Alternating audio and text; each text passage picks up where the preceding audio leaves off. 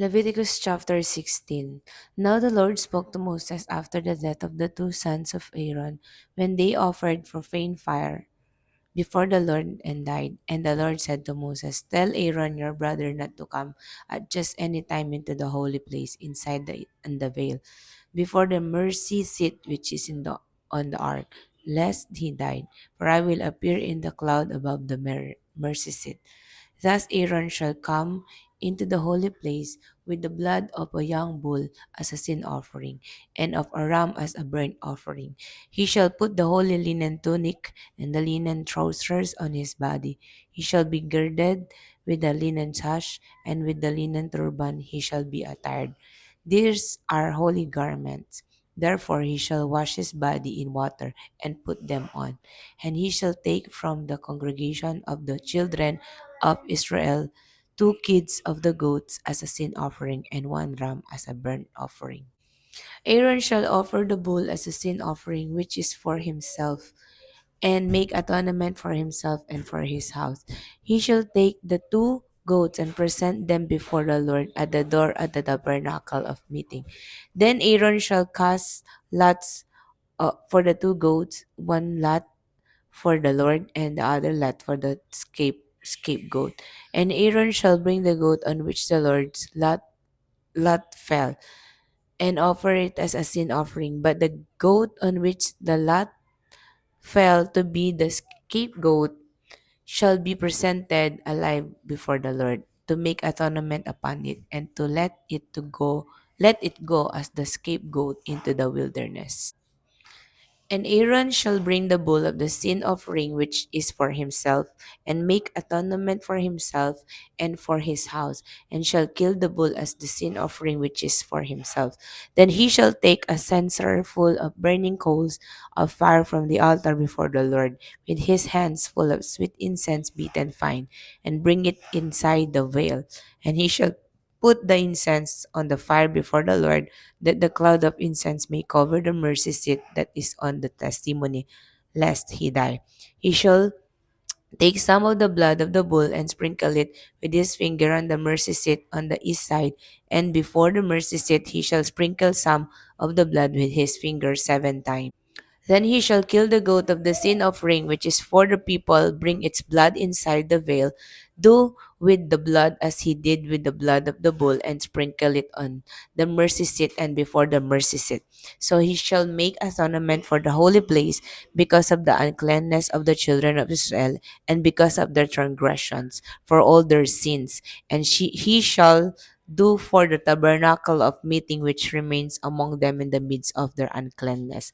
There shall be no man in the tabernacle of meeting when he goes into make atonement in the holy place until he comes out, that he may make atonement for himself, for his household, and for all the assembly of Israel. And he shall go out the altar that is before the Lord, and make atonement for it, and shall take some of the blood of the bull and some of the blood of the goat, and put it on the horns of the altar all around.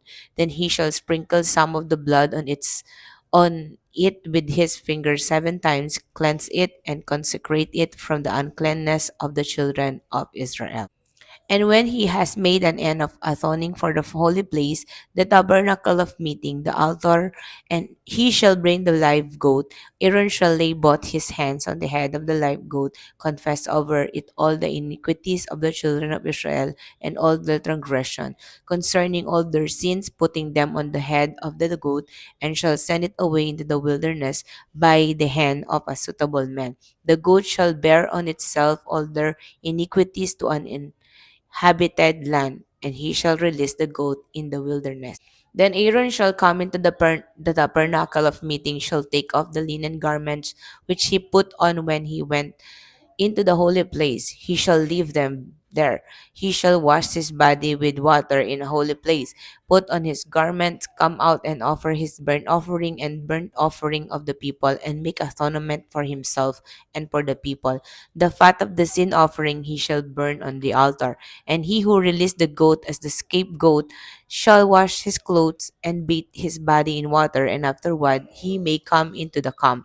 The bull for the sin offering and the goat for the sin offering, whose blood was brought into make atonement in the holy place, shall be carried outside the camp, and they shall burn in the fire their skins, their flesh, and their offal.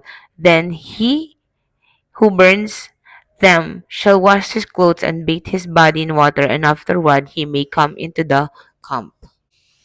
This shall be a statute forever for you. In the 7th month, on the 10th day of the month, you shall afflict your souls, and do not work at all, whether a native of your own country or a stranger who dwells among you.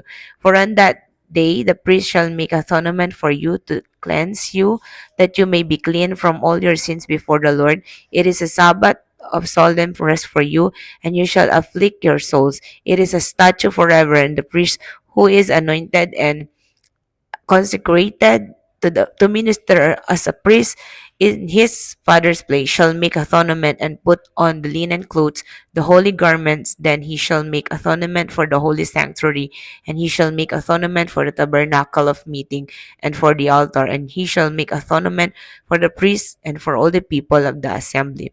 This shall be an everlasting statute for you, to make atonement for the children of Israel for all their sins once a year. And he did it as the Lord commanded Moses.